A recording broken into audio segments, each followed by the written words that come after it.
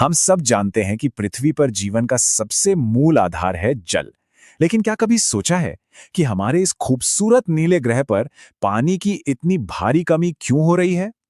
आज के इस विश्लेषण में हम जल संसाधन की वर्तमान स्थिति, इस गहरे संकट के असली कारणों और सबसे जरूरी, इसके कुछ बहुत ही व्यावहारिक समाधानों को गहराई से समझेंगे। आज की इस चर्चा में हम मुख्य रूप से 5 बिंदुओं पर बात करेंगे। पहला, नीले ग्रह पर जल संकट। दूसरा, जल दुर्लभता के कारण। तीसरा, बहुउद्देश्यीय परियोजनाएं। चौथा, बांधों से जुड़े विवाद। और पांचवां, वर्षा जल संग्रहण तकनीकें। तो चलिए, बिना किसी देरी के शुरू करते हैं हमारे पहले विषय से, नीले ग्रह पर जल संकट। ये एक बहुत बड़ा विरोधाभास है ना? जब पृथ्वी का 3/4 हिस्सा पानी से घिरा है, जिसकी वजह से हम इसे नीला ग्रह कहते हैं, तो फिर जल संकट आखिर क्यों है? इसका सीधा सा जवाब यह है कि हमारे उपयोग में आने वाला फ्रेश वाटर या मीठा पानी असल में बहुत ही कम है। धरती का ज्यादातर पानी खारा है, जिसे हम सीधे तौर पर इस्तेमाल कर ही नहीं सकते। 20 करोड़। जी हां, ये कोई साधारण संख्या नहीं है। अनुमान ये है कि साल 2025 तक दुनिया भर में करीब 20 करोड़ लोग पूर्ण जल संकट का सामना करने वाले हैं।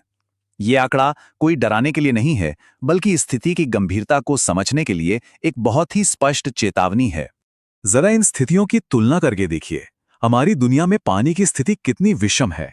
एक तरफ कश्मीर में भारी बर्फबारी के बीच पीने का पानी मीलों दूर से ढोकर लाना पड़ता है, तो वहीं दूसरी तरफ कोलकाता में तेज बारिश के बाद बाढ़ के गंदे पानी के बीच पीने लायक साफ पानी खोजना पड़ता है।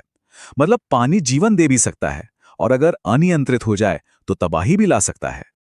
और सच तो ये है कि पानी की कमी सिर्फ भविष्य की कोई डरावनी भविष्यवाणी नहीं रह गई है। ये आज अनगिनत लोगों की रोजमर्रा की सच्चाई है।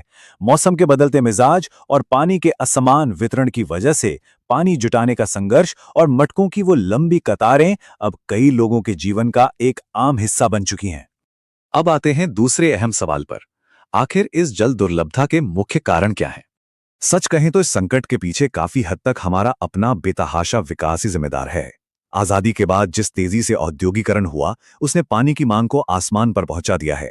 आज हर जगह मौजूद मल्टीनेशनल कंपनीज न सिर्फ भारी मात्रा में पानी खींच रही हैं, बल्कि उन्हें चलाने के लिए जो बिजली चाहिए, वो भी काफी हद तक पानी से ही बनती है। इसके अलावा तेजी से बढ़ते शहर और हमारी आधुनिक जीवन शैली ने भूजल का जबरदस्त दोहन किया है। आजकल हर हाउसिंग सोसाइटी में अपने अपने बोरवेल लगे हैं, जो जमीन के नीचे का पानी तेजी से सोख रहे हैं।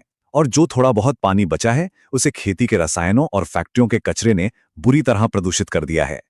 हालांकि इस गंभीर स्थिति से निपटने के लिए सिस्टम के स्तर पर कुछ बड़े कदम भी उठाए जा रहे हैं। उदाहरण के लिए सरकार का जल जीवन मिशन।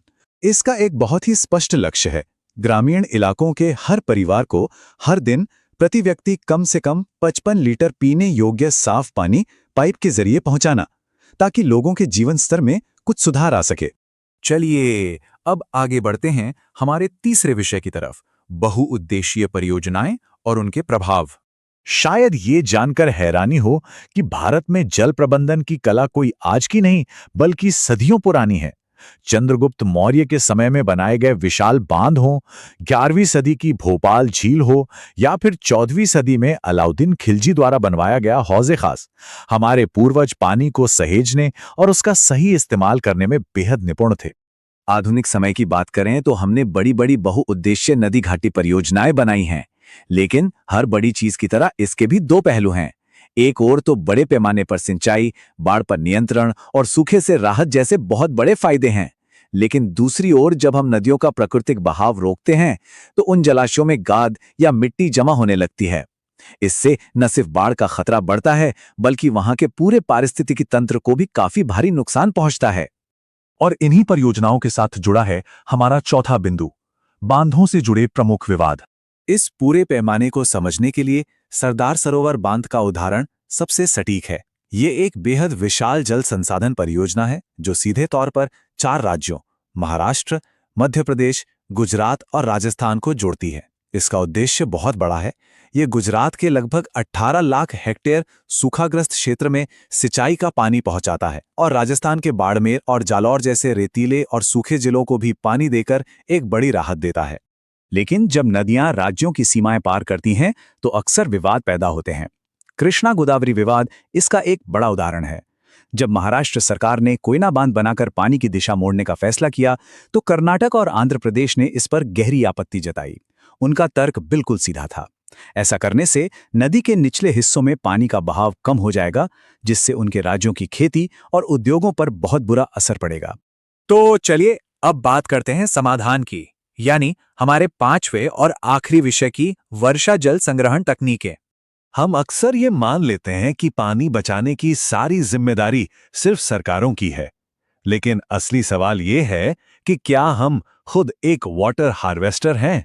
बारिश के पानी को सहेजना सिर्फ कोई तकनीकी शब्द नहीं है, बल्कि एक समुदाय के रूप में पानी की एक एक बूंद को बचाने का एक बहुत ही ताकतवर और पर्यावरण के अनुकूल तरीका है। और इसके लिए हमेशा कोई बहुत हाईटेक तकनीक नहीं चाहिए। हमारी पुरानी पारंपरिक बुद्धिमत्ता ही काफी है। भारत के अलग अलग हिस्सों में लोगों ने अपनी जलवायु के हिसाब से पानी सहेजने के नायाब तरीके खोजे थे। जैसे बंगाल में लोग बाढ़ के दौरान आने वाले पानी को सिंचाई के लिए इस्तेमाल करते थे। वहीं सूखे राजस्थान में जमीन की नमी बनाए रखने के लिए जैसलमेर में खादीन और बाकी इलाकों में जोहड़ बनाए जाते थे। आज के इस आधुनिक और शहरी माहौल में भी रूफटॉप रेन वाटर हार्वेस्टिंग यानी अपनी छतों पर बारिश का पानी जमा करना एक बहुत ही बेहतरीन और आसान तरीका है। इसके 3 बहुत ही सरल चरण हैं। पहला, छत पर गिरने वाले बारिश के पानी को पीवीसी पाइपों के जरिए इकट्ठा करना। दूसरा, उस पानी को रेत और ईंटों से बने एक साधारण से फिल्टर से गुजारकर साफ करना। और तीसरा, उस साफ पानी को किसी जमीन के नीचे बने हौज या कुएं तक सुरक्षित पहुंचाना। ये पूरी प्रक्रिया काम कैसे करती है? बहुत ही आसान है। बारिश का पानी छत पर गिरता है, वहां से पाइपों के जरिए नीचे आता है, एक फिल्ट्रेशन सिस्टम से गुजरकर साफ होता है और फिर सीधे एक अंडरग्राउंड टैंक या कुएं में चला जाता है।